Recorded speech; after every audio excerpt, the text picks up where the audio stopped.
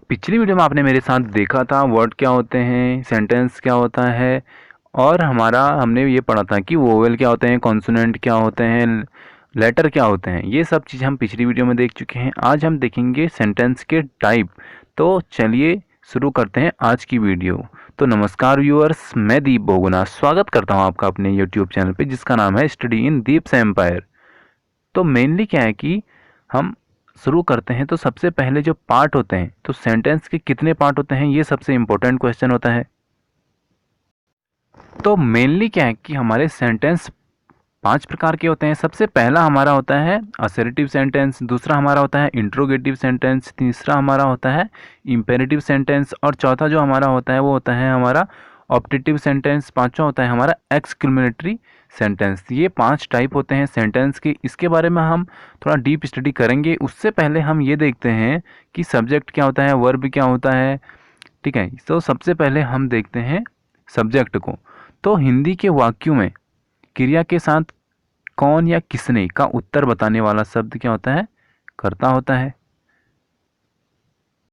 इसका क्या मतलब है? इसका ये मतलब है कि अगर हम किसी से कोई क्वेश्चन पूछ रहे हैं तो उसमें अगर हमको हु का आंसर मिल जाए, हु का आंसर मीन्स कौन वो काम कर रहा है। जैसे कि राम खाना खा रहा है, इसमें खाना कौन खा रहा है, राम खा रहा है। हु का आंसर हमको कैसे मिला, राम के द्वारा मिला। तो जो हमको यहाँ पे हु का आंसर मिला राम, तो ये जो हमारा राम होगा ये क्या होगा, हमारा यहाँ पे सब्जेक्ट हो जाएगा। यानी जो सब्जेक्ट, अगर हम इसका एक छोटा सा अगर आंसर देखें तो the subject answer the question who, यानी सब्जेक्ट क्या होता है जो हमको हु का आंसर दे। ठीक है, इसके बाद अब हम देखते हैं वर्ब क्या होती है। तो verb tell something about the subject, यानी जो हमारी वर्ब होगी ये हमको सब्जेक्ट के बारे में कुछ ना कुछ बताएगी। कार्य का करना या होना क्रिया कहलाता है। तो जो हमारा कार्य हो रहा है या जो कार्य हम कर रहे हैं उसका होना और करना क्रिया कहलाता है। ऑब्जेक्ट क्या होता है, अब हम देखते हैं कि ऑब्जेक्ट क्या होता है। The object is means the object answer the question what और whom। मीन्स जो हमारा ऑब्जेक्ट होगा वो हमको व्हाट और whom का आंसर देगा। हिंदी के वाक्य में क्रिया के साथ क्या या किसने का उत्तर बताने वाले शब्द को कर्म कहते हैं। जैसे कि राम खाना खा रहा है, अब इसमें हमको क्या या किसने का आंसर, क्या का आंसर देगा, राम क्या खा रहा है, खाना खा रहा है। तो क्या का आंसर किसने दिया, खाना खा रहा है ने दिया। तो यहाँ पे ऑब्जेक्ट क्या हो जाएगा, हमारा खाना खा रहा है हो जाएगा। ठीक है, इजी है। बस ये है कि आपको ये समझना है कि हु का आंसर देगा तो सब्जेक्ट होगा, क्या का आंसर देगा तो वो ऑब्जेक्ट होगा। ठीक है, और जो कार्य हो रहा है मीन्स वो हमारी वर्ब है। कार्य हो रहा है ये तो हमारा इजी है समझने के लिए। अब हम ये देखते हैं कि parts of the sentence. Each sentence has a subject to speak about and से और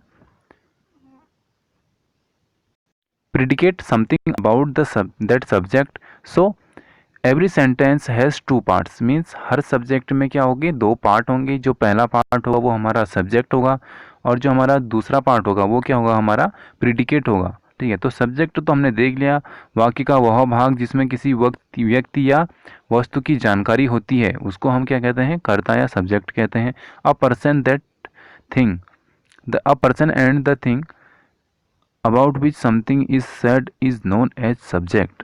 जो हमारा सब्जेक्ट होता है उसमें हमारा किसी वस्तु या व्यक्ति की जानकारी होती है।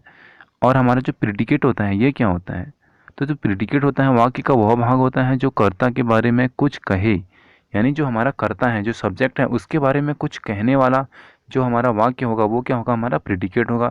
Something which is said about the subject, यानी जो हमारा कुछ सब्जेक्ट के बारे में बोलेगा उसको इज कॉल्ड प्रिडिकेट, उसको हम क्या कहेंगे, प्रिडिकेट कहेंगे। अब हम ये देखते हैं कि जो सेंटेंस के 5 टाइप्स हैं इनके बारे में थोड़ा थोड़ा हम देख लेते हैं। तो यहाँ पे हमारा पहला पार्ट है निश्चयात्मक वाक्य। अब ये निश्चयात्मक वाक्य क्या होते हैं, निश्चयात्मक वाक्य हमारे assertive sentence, a sentence that makes a the sentence that makes a statement और declaration is called assertive sentence. Means इसका मतलब क्या होता है, वही वाक्य जिसमें साधारण रूप से कोई बात या कथन, या तो हम कोई बात कहेंगे या कोई कथन कहा जाए, उन्हें क्या कहते हैं, साधारण या निश्चयात्मक वाक्य कहते हैं। ठीक है, तो अब हम इसके बारे में थोड़ा जानते हैं। तो ये मेनली कितने टाइप का होता है? 2 टाइप का होता है। पहला होता है हमारा अफर्मेटिव सेंटेंस। अफर्मेटिव सेंटेंस क्या होता है? अफर्मेटिव सेंटेंस हमारा होता है सकारात्मक वाक्य। अ sentence which states something which shows affirmation is called affirmative sentence. Means यहाँ पे हम ये देखते हैं कि जो वे वाक्य जिसमें स्वीकार यानी किसी बात को स्वीकारना योग्य कथन कहा जाता है उसको हम सकारात्मक वाक्य कहते हैं। जैसे कि यहाँ पे अगर हम एक एग्जाम्पल लें तो झंकार एक होशियार लड़का है। तो झंकार क्या है? किसी बंदे का नाम है। तो झंकार क्या है? एक होशियार लड़का है। तो यहाँ पे क्या बता रहे हैं? हम एक वाक्य दे रहे हैं जिसमें कि ये स्वीकार किया गया है कि जो झंकार है वो क्या है? होशियार है। इस बात की स्वीकृति मिली है। ठीक है, तो झंकार इज एन इंटेलिजेंट बॉय। ठीक है, तो इसकी इंग्लिश ऐसे होगी। यहाँ पे अगला अगर हम देखें इसका पार्ट तो ये है हमारा निगेटिव सेंटेंस। तो निगेटिव सेंटेंस क्या होता है? तो निगेटिव सेंटेंस वे सेंटेंसेस होते हैं जिसमें कि नकारात्मक वाक्य या नकारात्मक शब्दों का प्रयोग होता है, उसे हम निगेटिव सेंटेंस कहते हैं। वे वाक्य जिसमें नकारात्मक शब्दों का प्रयोग हो नकारात्मक वाक्य कहलाते हैं। जैसे कि यहाँ पे एक एग्जांपल देखें हम, सुनील एक होशियार लड़का नहीं है।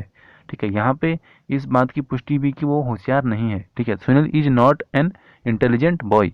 इसमें क्या होता है कि एक नॉट आ जाता है हमारे सेंटेंस के बीच में। अगर हमको पॉजिटिव से नेगेटिव बनाना है तो हम क्या करेंगे कि जो हमारी मेन वर्ब है उसके पहले से हम उसके बाद या तो यहाँ पे अब 2 चीज़ें हैं। ठीक है, ईज क्या है? हमारी वर्ब है।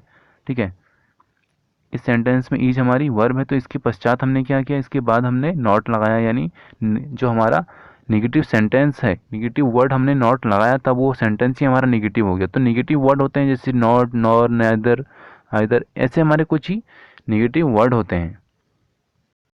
अब हम देखते हैं सेंटेंस का दूसरा टाइप जो कि है हमारा इंट्रोगेटिव सेंटेंस। अब इंट्रोगेटिव सेंटेंस क्या होता है? ये बहुत इजी है। इंट्रोगेटिव सेंटेंस मीन्स प्रश्नवाचक वाक्य। अब इसी से आप समझ गए कि प्रश्नवाचक वाक्य क्या होते हैं। वे शब्द जो प्रश्न पूछे या किसी के बारे में खोज करें, या तो वो प्रश्न पूछे किसी के बारे में या वो किसी के बारे में खोज करे, तो उसको क्या कहते हैं? प्रश्नवाचक वाक्य कहते हैं। अब मेनली ये प्रश्नवाचक वाक्य क्या है? हमारे 2 टाइप के होते हैं, यानी इंट्रोगेटिव सेंटेंस हमारे 2 टाइप्स के होते हैं। तो पहला क्या होता है? Sentence start with helping verb. अब जो हमारा पहला सेंटेंस होता है ये क्या होता है कि हमारा अगर वो हेल्पिंग वर्ब से अगर शुरू हो रहा है तो वो क्या होगा हमारा? ऐसा भी हमारा एक टाइप है जिसमें कि वो हेल्पिंग वर्ब। जैसे कि इसका हम एक एग्जांपल से आप समझो, क्या सुनील ईमानदार लड़का है? यहाँ पे इसने क्या किया? एक सवाल पूछा है हमसे, क्या सुनील एक ईमानदार लड़का है? उसकी ईमानदारी के बारे में एक सवाल पूछा है, तो इसमें इसने helping verb is Sunil an honest boy. तो यहाँ पे क्या किया? इसने इज को सबसे पहले रखा है। तो यहाँ पे क्या हुआ? जो सेंटेंस शुरू हुआ वो किससे हुआ? इज से हुआ। तो इज से सेंटेंस शुरू होकर सुनील एन ऑनेस्ट बॉय आया। तो यहाँ पे जो सेंटेंस शुरू हुआ है वो इज से हुआ है, इसलिए क्या हुआ है कि हमारा ये इंट्रोगेटिव सेंटेंस हुआ है। क्यों? क्योंकि यहाँ पे हमसे पूछा गया है कि क्या सुनील एक ईमानदार लड़का है। अगला एक यहाँ पे आप एग्जाम्पल देखो, क्या राम पढ़ रहा होगा? यहाँ पे भी हमसे एक क्वेश्चन पूछा गया है कि राम जो है पढ़ रहा होगा। ठीक है, तो यहाँ पे हमने क्या किया? विल क्या है? विल भी हमारी एक हेल्पिंग वर्ब है। अब ये हेल्पिंग वर्ब क्या होती है? तो हेल्पिंग वर्ब के बारे में मैं आपको एक अलग सी वीडियो में बताऊंगा कि क्या होती है हमारी हेल्पिंग वर्ब, क्या होती है हमारी मेन वर्ब। ठीक है, अभी हम देखते हैं कि जो सेंटेंस का जो दूसरा टाइप है, ठीक है, इसके बारे में हम थोड़ा पढ़ते हैं। तो sentence start with question word, यानी अगर हमारा सेंटेंस क्वेश्चन वर्ड प्रश्नवाचक शब्दों से शुरू होगा तो क्या होगा हमारा? वो दूसरा टाइप होगा, यानी वो भी हमारा इंट्रोगेटिव सेंटेंस ही होगा। जैसे कि इसका अगर हम एक एग्जांपल देखें तो तुम्हारा प्रधानाध्यापक कौन है? यानी हु इज़ योर हेडमास्टर। तो यहाँ पे क्या हुआ कि जो हमारा सेंटेंस है ये किससे शुरू हो रखा है? हु से हो रखा है ना। तो हु क्या है? हमारा एक प्रश्नवाचक शब्द है। ठीक है, और यहाँ पे अगर आप दूसरा एग्जांपल देखें ना, तुम्हारा नाम क्या है? What is your name. यहाँ पे हमने देखा कि व्हाट से हमारा सेंटेंस शुरू हो रहा है। तो यहाँ पे भी क्या है? यहाँ पे ये है कि हमारा अगर प्रश्नवाचक शब्द से ही शुरू हुआ तो वो हमारा इंट्रोगेटिव सेंटेंस होगा। अब हम देखते हैं अगला टाइप है हमारा सेंटेंस का इम्पेरेटिव सेंटेंस। अब इम्पेरेटिव सेंटेंस क्या होता है? ऐसा सेंटेंस जिसमें कि कोई हमको आज्ञा यानी ऑर्डर या कोई एडवाइस या कोई सजेशन अगर हमको मिल रहा है, तो या हमको कोई रिक्वेस्ट मिल रही है, तो इसमें क्या होगा कि ये जो हमारे वाक्य होंगे वो हमारे आज्ञा सूचक वाक्य होंगे, यानी वो वाक्य जिसमें आज्ञा, सलाह, सुझाव, प्रार्थना आदि हो उसको क्या बोलते हैं, हमारा इम्पेरेटिव सेंटेंस बोलते हैं। अब इसको हम समझते हैं एग्जाम्पल से। तो सबसे पहले अगर हमको कोई बोलता है कम हेयर, यानी यहाँ आइए, तो यहाँ पे क्या किया उसने, हमको एक ऑर्डर दिया, तो यहाँ पे ये क्या हो गया, आज्ञा सूचक वाक्य यानी इम्पेरेटिव सेंटेंस हो गया। दूसरा अगर हम इसका एग्जाम्पल देखें तो वो है कृपया दरवाज़ा बंद कीजिए, प्लीज़ शट द डोर। तो यानी यहाँ पे इसने क्या किया, हमको रिक्वेस्ट की कि आप कृपया दरवाज़ा बंद करें, ठीक है। और यहाँ पे अगर हम तीसरा देखें तो धूम्रपान मत कीजिए, तो यहाँ पे ये भी हमारी एक एडवाइस भी हो सकती है और एक क्या हो सकता है, प्रोहिबिशन भी हो सकता है, यानी डोंट स्मोक, ठीक है। अगला टाइप अगर हम देखें तो ये है हमारा ऑप्टेटिव सेंटेंस का। तो यानी अब ऑप्टेटिव सेंटेंस क्या होता है, तो कामना सूचक, ठीक है। A sentence which shows a wish, a blessing और a prayer is known as optative sentence, यानी ऐसे वाक्य जिसमें इच्छा, प्रार्थना या शुभकामना, यानी हम किसी को कोई प्रार्थना दें, कोई आशीर्वाद दें, या कोई किसी को बोलें, कोई शुभकामना दें, किसी का बर्थडे विश करें या अपनी कोई इच्छा व्यक्त करें, तो ऐसे जो वाक्य होंगे वो क्या होंगे, हमारे ऑप्टेटिव सेंटेंस होंगे। इसको भी हम एग्जाम्पल से समझते हैं। तो सबसे पहला हमारा यहाँ पे जो एग्जाम्पल दे रखा है वो दे रखा है आपकी यात्रा सुखद हो। हम लोगों को बोलते हैं कि आपकी यात्रा सुखद हो, यानी wish you a happy journey. Wish you happy journey means यहाँ पे हम उसको एक ब्लेसिंग दे रहे हैं, ठीक है। और इसके बाद हम दूसरा एग्जाम्पल देखते हैं, आपका भाग्योदय हो। ये भी हमारी एक विश ही है कि हम उसको चाहते हैं कि वो बहुत ग्रो करे अपने फ्यूचर में, तो हम उसको बोलते हैं wish him best of luck, ठीक है। अगला एग्जाम्पल हम देखते हैं, भगवान आपको लंबी आयु दे, यानी मे यू लिव लॉन्ग, ठीक है। अब हम अगला टाइप देखते हैं, टाइप 5। तो टाइप 5 है हमारा विस्मयबोधक वाक्य। अब ये विस्मयबोधक वाक्य क्या होता है, एक्सीमेटरी सेंटेंस। तो वाक्य जो अचानक आए हुए विचारों या मानसिक भावनाओं को प्रकट करें उसको क्या कहते हैं, हम एक्सीमेटरी सेंटेंस कहते हैं। जैसे कि जो हमारे एक्सीमेटरी सेंटेंस होते हैं इसके अंत में एक चिन्ह लगता है, उसको हम विस्मयबोधक चिन्ह कहते हैं। आपने ये चिन्ह जरूर देखा होगा, उल्टा आई की तरह ये चिन्ह दिखता है।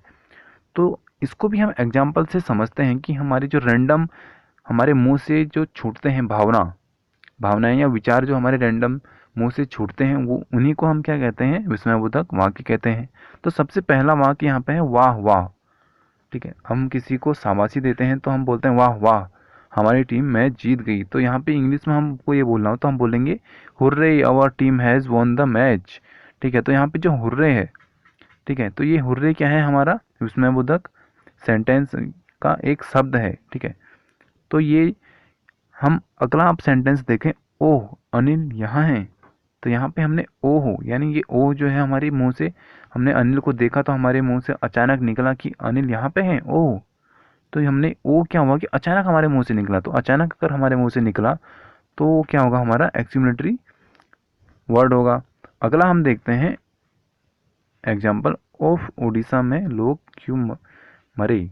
तो यहाँ पे अगर हमने क्या कर रहे हैं, यहाँ पे हम दुख व्यतीत कर रहे हैं तो हम रेंडमली हमारे मुंह में क्या आएगा, ओह, ठीक है। तो यहाँ पे इसको व्यक्त करने के लिए हमारे पास एक वर्ड है अलास, ठीक है।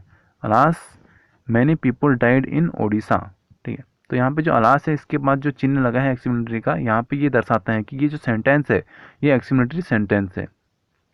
जिस भी सेंटेंस में आप ये चिन्ह लगा देखो तो मीन्स वो सेंटेंस का 5वां टाइप एक्सीमेटरी सेंटेंस है, ठीक है। इसके आप दो और एग्जाम्पल देख सकते हो, झंकार कितना अच्छा लड़का है। यहाँ पे ये हमने पूरा ही सेंटेंस एक्सीमेटरी सेंटेंस हो गया है, जैसे कि what a good boy Jhankar is. तो यहाँ पे हमने उसके बारे में ही हमने एक आश्चर्य बताया कि वो कितना अच्छा लड़का है, ठीक है। एक और एग्जाम्पल से हम समझते हैं, वे कितना धीरे चल रहे हैं, how slowly they are walking. तो ये भी हमारे अचानक मुंह से निकलता है कि वो कितने धीरे चल रहे हैं, ठीक है। तो यहाँ पे करते हैं वीडियो को समाप्त। अगली वीडियो में हम पढ़ेंगे पार्ट्स ऑफ स्पीच के बारे में, शब्द भेद तो क्या होते हैं, हमारे पार्ट्स ऑफ स्पीच कितने टाइप के होते हैं, इसके बारे में हम अगले पार्ट में पढ़ेंगे। थैंक यू, जय हिंद, जय भारत।